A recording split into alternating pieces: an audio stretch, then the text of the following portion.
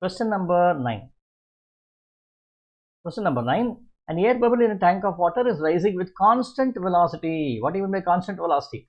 Always take care about this term. This means the net force acting on the particle is 0. Okay. When you get this one, which also means that the acceleration is equal to 0. Okay. The forces acting on the bubble are X, Y and Z. X, Y and Z. See, the moment you read this and the forces are given, what should you say?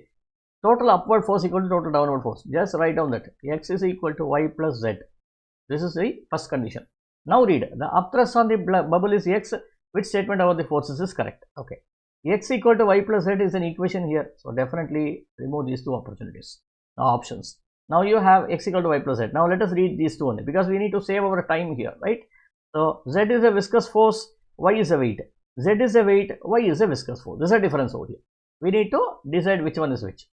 Z is the viscous force, Z is the viscous force, Y is the weight, or Y is the viscous force and Z is the weight. Okay. On what basis do you decide it?